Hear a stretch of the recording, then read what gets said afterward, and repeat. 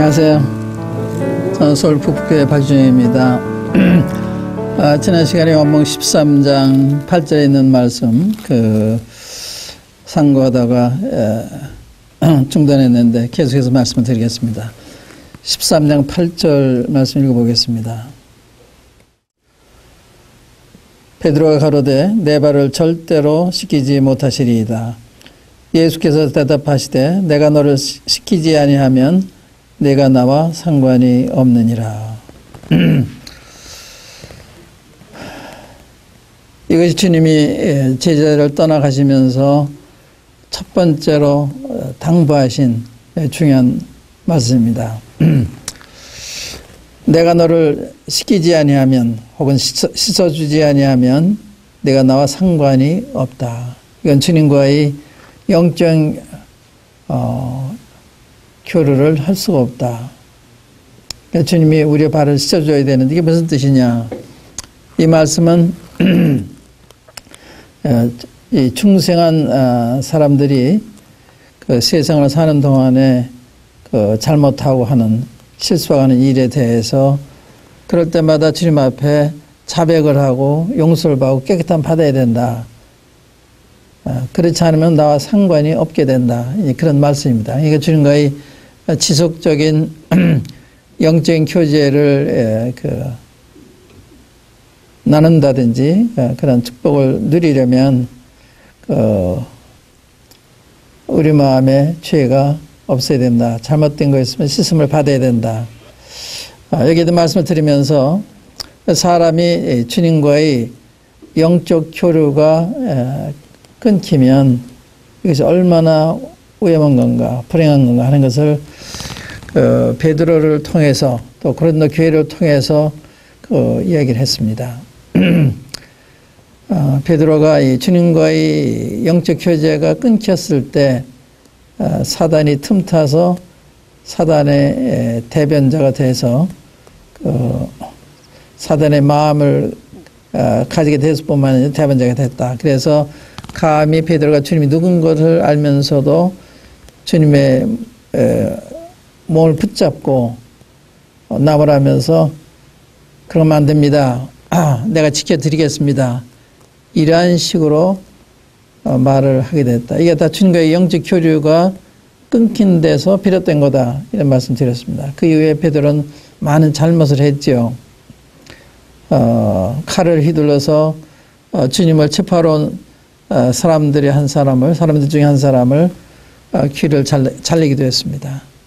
마지막에는 주님을 3번씩이나 부인했습니다.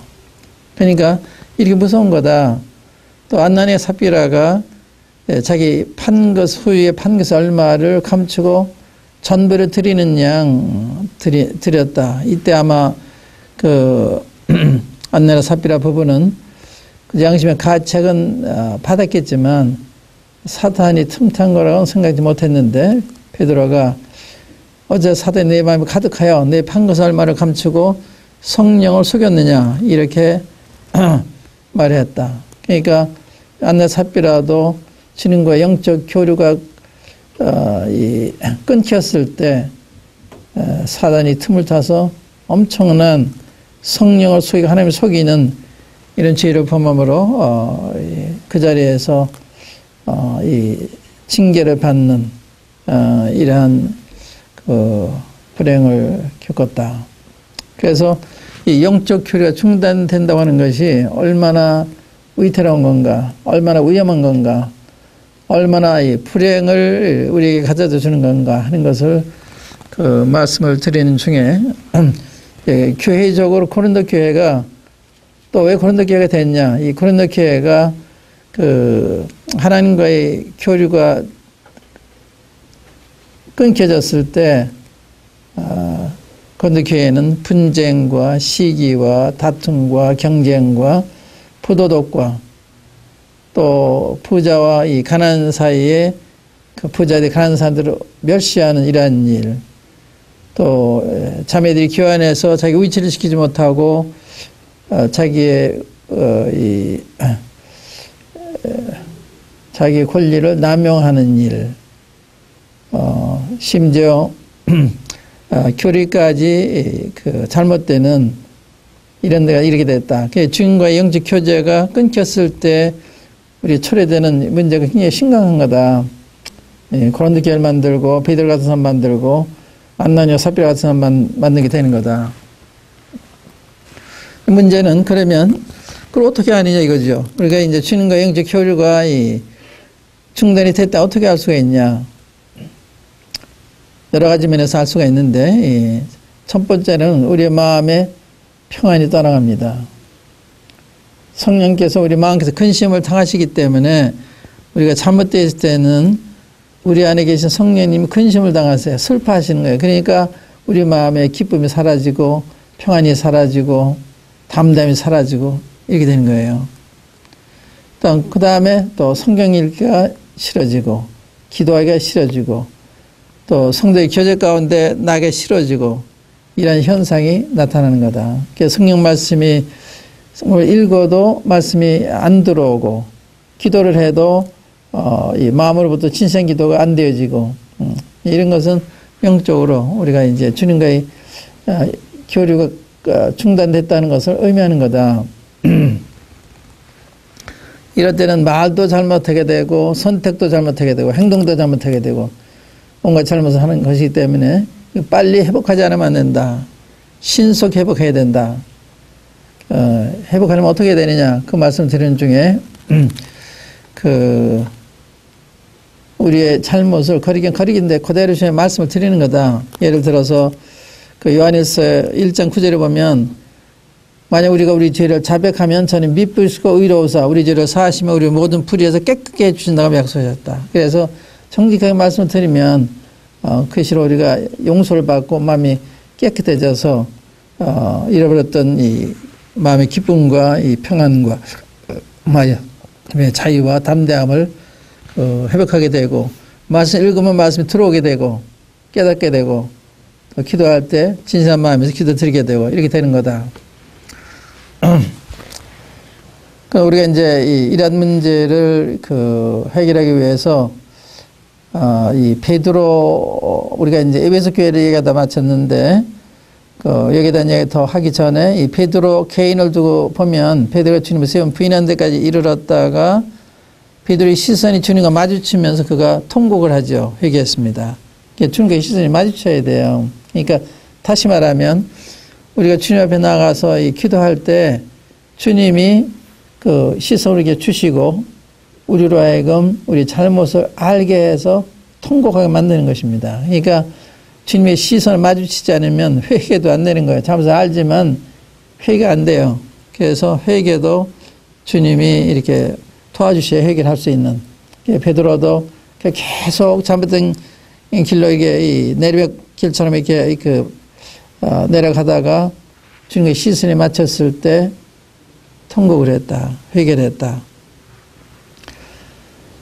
그래서 우리가 일방적으로 잘못했습니다 하면 되는 게 아니라 주님 편에서 우리의 자백을 저기 받으셨을 때 우리 영혼의 회복을 주셔서 마음 평안을 회복시켜 주시고 말씀도 읽게 해 주시고 기도하게 되는 이러한 일이 나타나는 게 영적 회복이거든요. 베드로 그 이후로 회복이 돼서 나중에 이 어린 양을 먹이라고 하는 이런 목자의 사역까지 이렇게 부탁을 받는.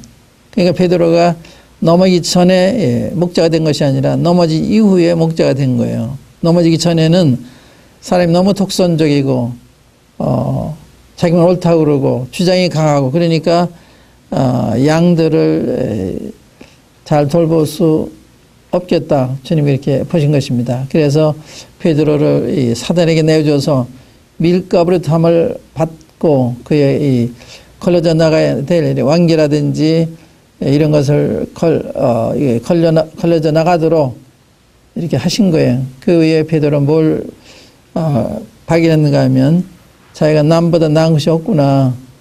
다른 사람은 다 주님을 버리지 않겠다고 그랬는데 자기 제일 먼저 버렸잖아요.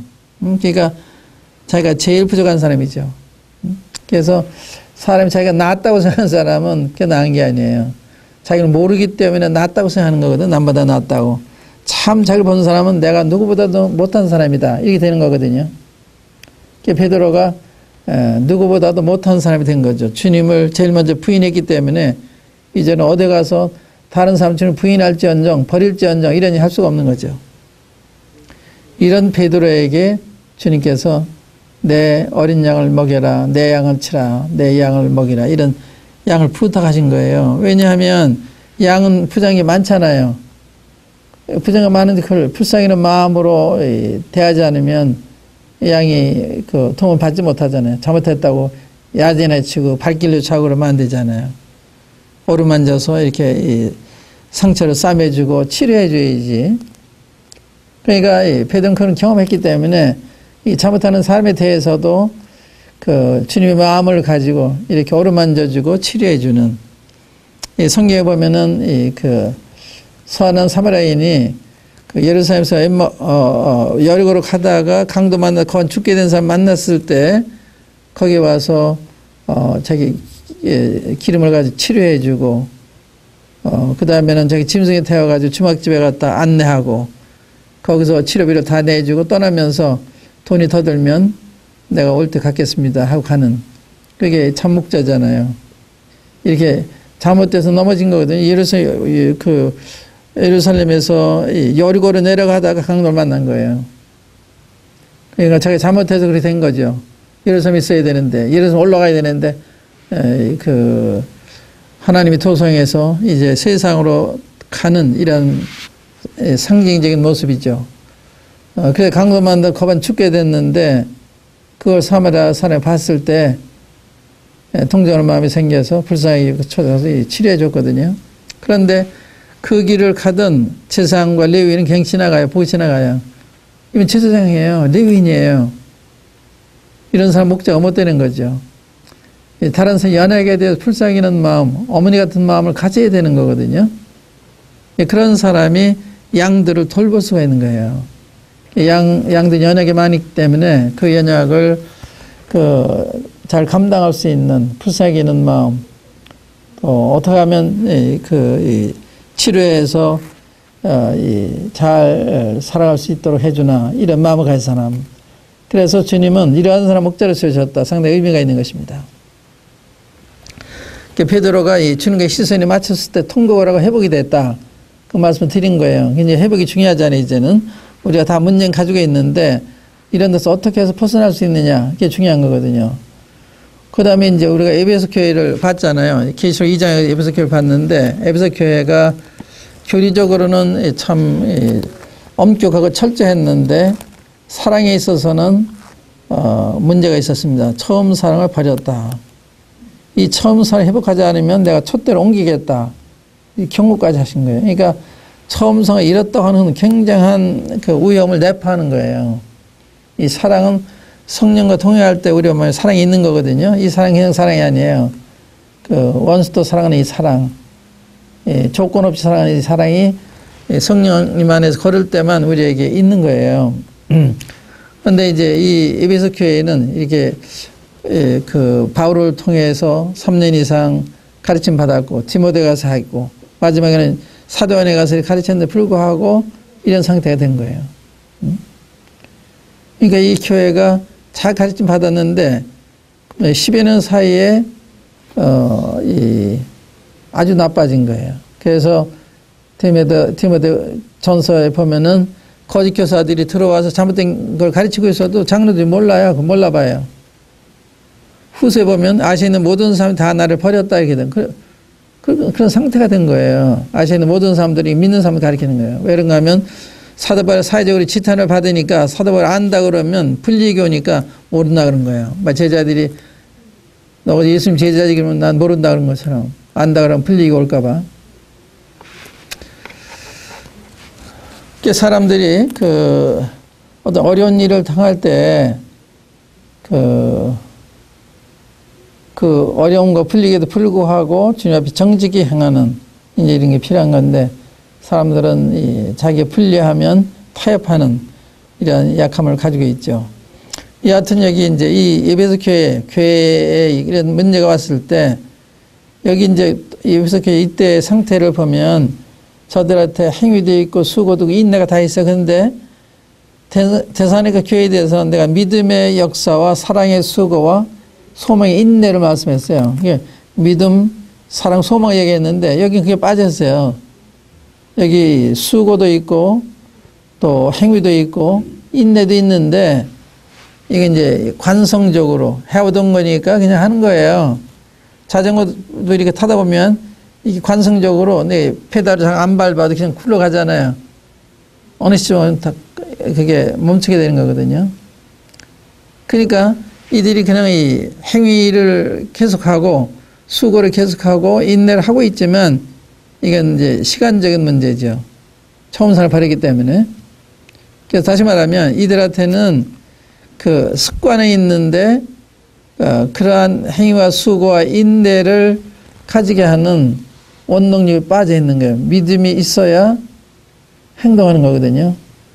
또 사랑이 있어야 자기 희생하면서 남을 돕는 거거든요.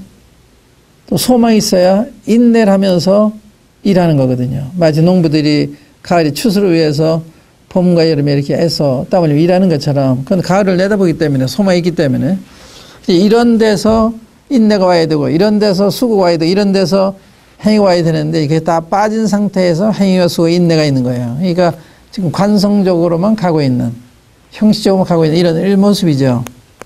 이 처음 생활 바르기 때문에 그런 이 버린 시점이 있는 거예요. 그래서 거기 그 5절에 보면 그러므로 계시록 2장입니다. 계시록 2장 5절에 보면 그러므로 어디서 떨어진 것을 생각하고 혹은 기억하고 회개하여 처음 행위를 가지라.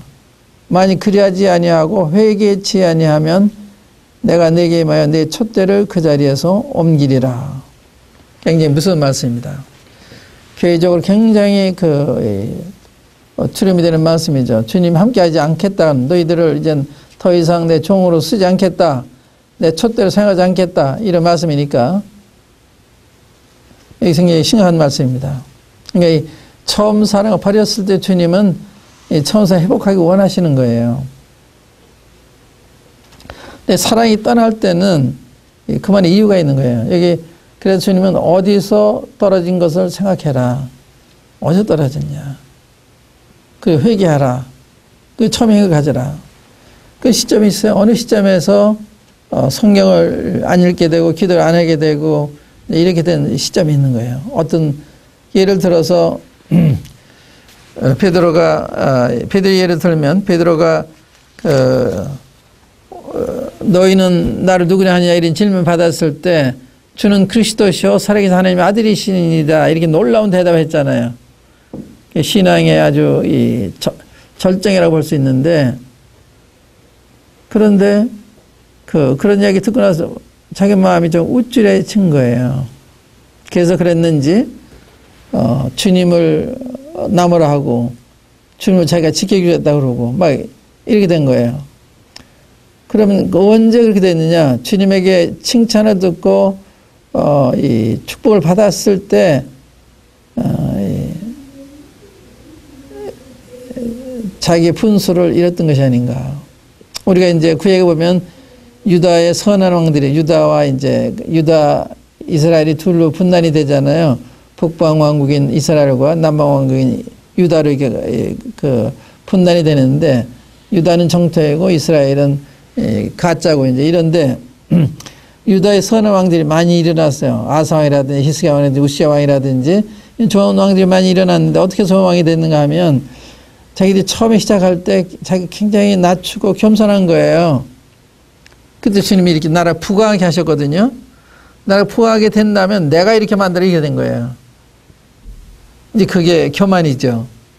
베드로도 바요나시면 내가 복이 있다. 이런 내게 하기는 혈육이 아니라 하는 게 내 아버지다. 너는 베드로라. 내가 이 반석에 내 교회를 세우겠다. 운명의 관석 이기지 못할 거다. 내가 청룡에서 내게 주겠다. 뭐 이런 얘기를 하니까 마음이 좀 분수를 떠난 것이 아닌가.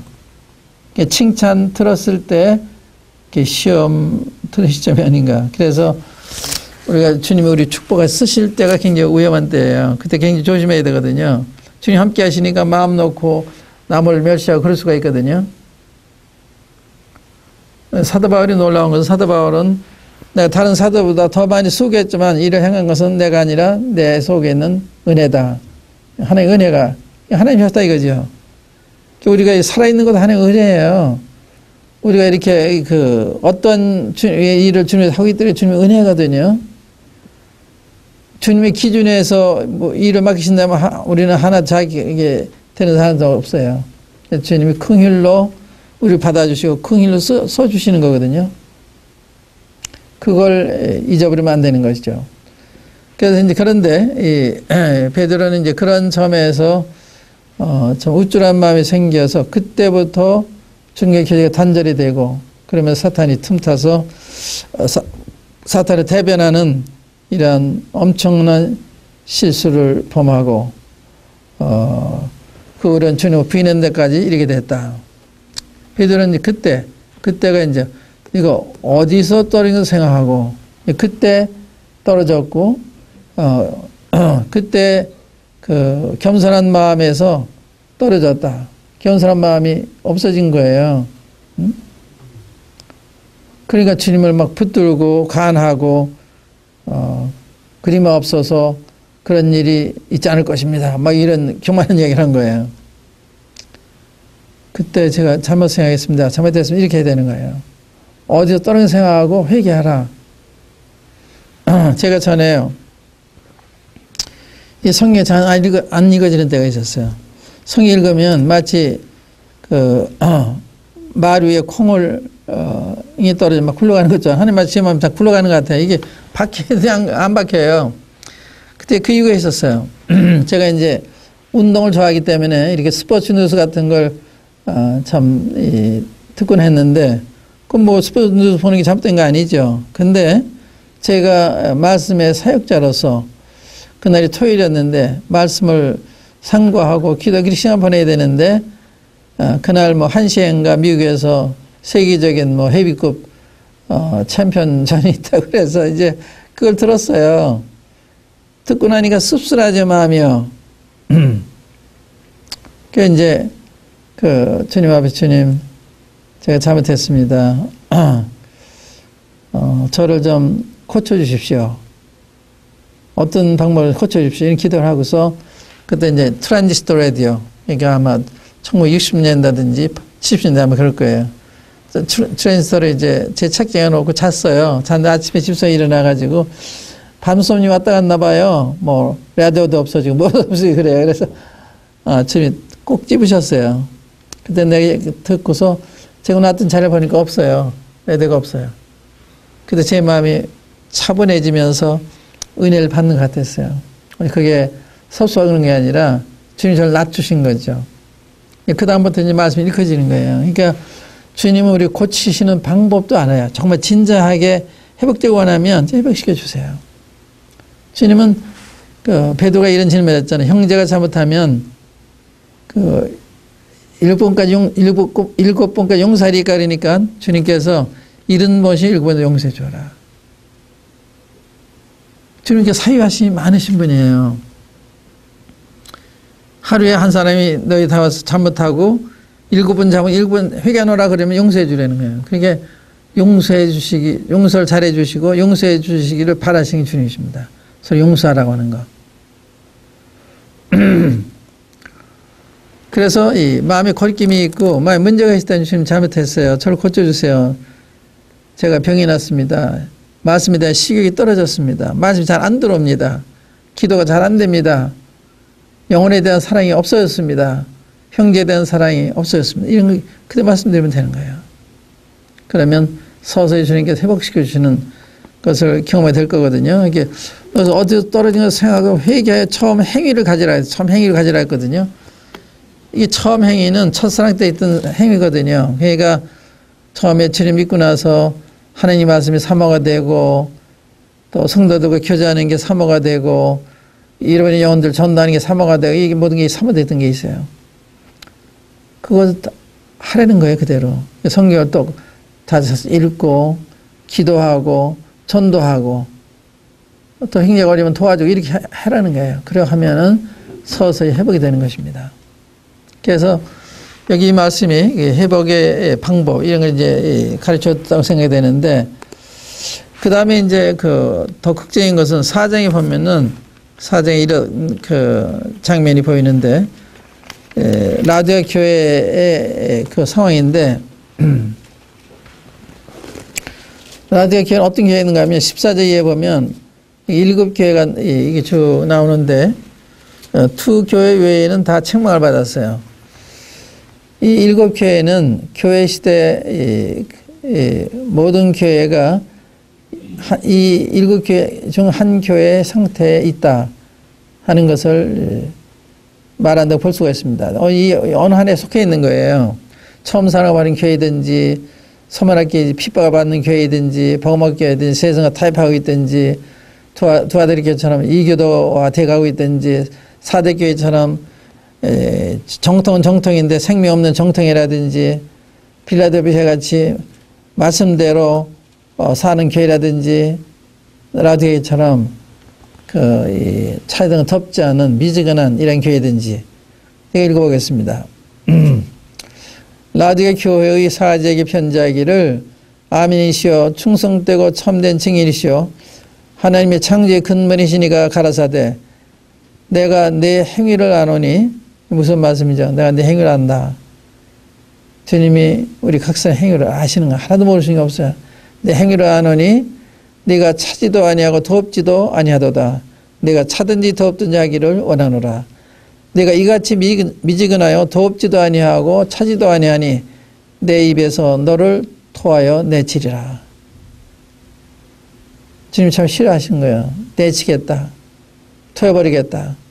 이렇게 이 교회가 주님한테는 정말 맞지가 않는 이런 교회였는데 이들이 뭐라 그런가 하면 17절에 보면 내가 말하기를 나는 부자라 부유하여 부정한 것이 없다. 하나 내 곤고한 것과 가련한 것과 가난한 것과 눈먼 것과 벌거벗은 것을 알지 못하도다. 내가 너를 권하노니 내게서 풀로 연단한 금을 사서 부유하게 하고 흰옷을 사서 입어 벌거벗은 수치를 보이지 않게 하고 안약을 사서 눈에 발라 보게 하라. 우리는 내가 사랑하는 자를 책망하여 징계하노니 그러므로 내가 열심을 내라 회개하라. 볼저다 내가 문 밖에 서서 두드리노니 누구든지 내 음성을 듣고 문을 열면 내가 그에게로 들어가 그는 나로 더불어 먹고 그는 나로 더불어 먹으리라. 이렇게 말씀하셨어요. 다시 말하면 여기 제가 염려하게 보기 원하는 것은 주님을 이 교회는 문 밖에 세워두고 있는 거예요. 자기들이 교회 주인이 돼 있어요. 주님이 교회 머리신데 주님이 주인이 아니시고 이 사람들이 주인이 돼 있는 거예요. 이 교회는 민주주의식으로 교회를 운영하는 머리든 주님한테 여쭤보고 운영하는 것이 아니라 또 주의 말씀대로 운영하는 것이 아니라 자기 상식대로 인간적인 판단에 의해서 운영하는 겉으로 보기에는 부자고 부여했는데 영적으로 봤을 때는 이들은 가난하고 가련하고 눈멀고 이 벌거벗은 이러한 사람들과 같은 모습이었습니다. 그래서 주님이 회개하라고 그러세요. 회개하라. 무릇 내가 사랑하는 자를 책망하여 징계하노니 그러면 내가 열심을 내라 회개하라. 여기 볼자 내가 문 밖에 서서 두드리노니 지금 이제 주님이 와서 회개하라고 문을 두드리시는 거예요. 이렇게 주님의 박대한 이 교회에 있는데 주님의 자리를 박탈한 교회에 있는데 지금 그렇다고 이들 버리지 않고 오셔서 또 문 두드리시는 거예요. 참 얼마나 자비하세요. 그러시면서 누구든지 내 음성을 듣고 문을 열면 그럼 맞죠. 문을 연다니 어떻게 여는 거냐. 회개하는 게 여는 거예요. 회개하는 것이. 회개하면 내가 너한테 들어가서 너로 더불어 먹어 너는 나로도 먹을 거다. 주님이 식탁을 함께하는 이런 교제를 주시겠다는 거예요. 그러니까 주님이 우리 마음 북에서 이렇게 두드리신다고요. 문 좀 열어라. 회개하라. 그러면 내 안에 들어가서 너로 더불어 교제해 주겠다. 주님이 호소하는 거예요. 주님 편에서. 그러니까 문제는 주님한테 있는 것이 아니라 우리 각 사람한테 있는 거죠.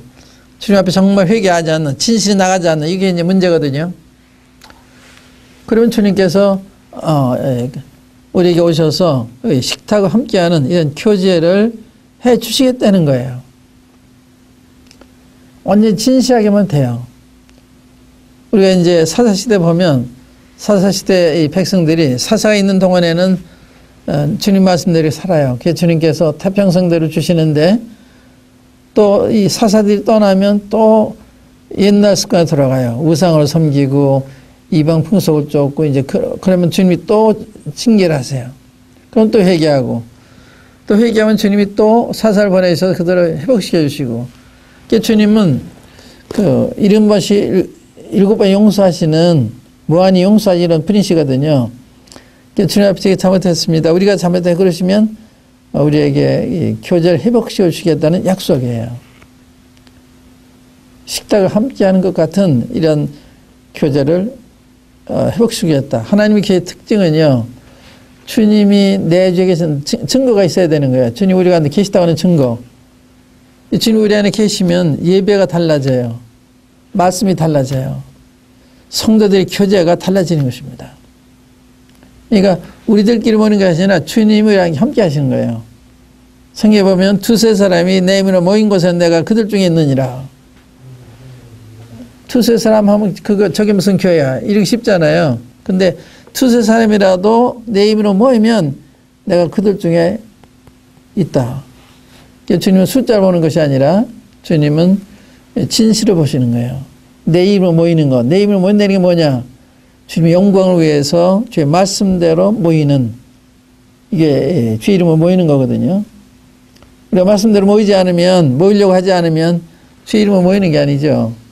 주의 말씀을 따라서 교회를 운영하고 교회를 인도하고 또 교회가 그렇게 따르고 그러면 그게 그 주님의 이름으로 모인 거거든요. 그래서 있는 일이에요. 그래서 계시겠다는 거예요. 그래서 거듭난 성도들이 주의 말씀 따라 모이면 주님 당연히 거기 계신 거예요.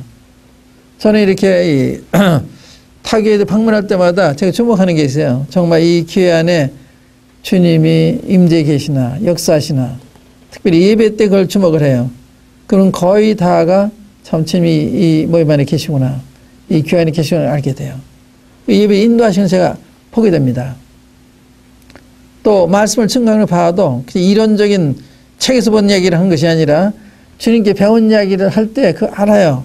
성령께로부터 배워서 얘기하는 건지 책을 읽고 와서 하는 얘기인지 그거 알게 되거든요. 그래서 이 주님의 인도하심이 있는 교회, 주님 임재해 계시고 또 역사하시는 교회, 이게 참 교회거든요. 주님 이 교회들에 다 말씀하셨잖아요. 난 내 행위를 안다 이 말씀하셨잖아요. 그 다음에 이제 주님과 교류를 회복하는 데 대해서 제가 말씀을 드렸는데, 그 다음에 이제 주님과 교류를 회복했을 때 어떻게 계속 이런 축복을 누릴 수 있느냐, 거기에 대해 조금 더 말씀 드릴게요. 요한복음 14장 한번 열어보세요. 요한복음 14장. 13장, 14장, 15장, 16장은 주님의 고별사, 주님께서 제자 떠나가시면서 마지막으로 당부하신 말씀이다. 그 말씀을 드렸죠. 아주 굉장히 요긴한 말씀만 하신 거예요. 21절에 보시면 나의 계명을 가지고 지키는 자라야 나를 사랑하는 자니 나를 사랑하는 자는 내 아버지께 사랑을 받을 것이요 나도 그를 사랑하여 그에게 나를 나타내리라. 23절 예수께서 대답하여 가라사대 사람이 나를 사랑하면 내 말을 지키리니 내 아버지께서 저를 사랑하실 것이요 우리가 저에게 와서 거처를 저와 함께 하리라. 놀라운 약속입니다. 나의 계명을 가지고 지키는 자라야 나를 사랑한다. 주님을 사랑하려면 주의 말씀을 잘 알아야죠. 또 그 말씀대로 순종하는, 그게 성경을 많이 읽어야 되고 읽는 말씀 순종해야 되는 거예요. 그렇게 하면 약속이 뭔가 하면 나를 사랑하는 자는 내 아버지께 사랑을 받을 것이요 나도 그를 사랑하여 그에게 나를 나타내리라. 그러니까 주님을 사랑한다 하는 건 주님을 순종한다는 걸 의미하는 거예요. 사랑하면 순종하자. 주님을 사랑하는데 어떻게 순종하지 않겠어요? 그러니까 우리 믿는 사람의 중요한 생활의 원칙은 순종이에요. 순종하는 거. 주님 말씀, 그렇군요. 말씀대로 이 순종할 때 그게 그리스도의 삶이에요. 그러한 사람들 주님은 함께 하시고 나타내시고 그렇게 하시는 거거든요. 우리가 이제 그게 아브라함의 그 생애에 잘 나타나요. 아브라함이 그 주님을 지시를 따라서 따라갔을 때 때를 따라 그에게 나타내서 그를 격려하시고 인도하시고 그런 걸 볼 수가 있어요. 그래서 우리는 순종의 길에 주님 순종할 때 주님이 우리 함께 하신다. 우리의 길을 인도하시고 또 우리를 보호하시고 그런 일 지금 하시는 거예요. 순종이 굉장히 중요한 거다. 순종이 제사보다 낫다. 이런 말씀 있죠. 순종이 제사보다 낫다. 예배는 잘 드리는데 순종하지 않으면 아무것도 아닌 거예요. 순종. 주님 말 순종할 때 계속적으로 주님 함께 하심을 경험하고 주님이 때를 따라 우리에게 나타나서 말씀하는 것을 경험하게 되고 주님은 말씀하시는 거예요. 말씀 읽을 때 그냥 일방적으로 읽고 끝나는 것이 아니라 주님이 그때그때 이 상황에 맞는 적절한 말씀을 해 주시는 거죠. 어떨 때는 이런 상황에서 어떻게 해야 되나 할 때 딱 맞는 말씀 주님이 주시는 거예요.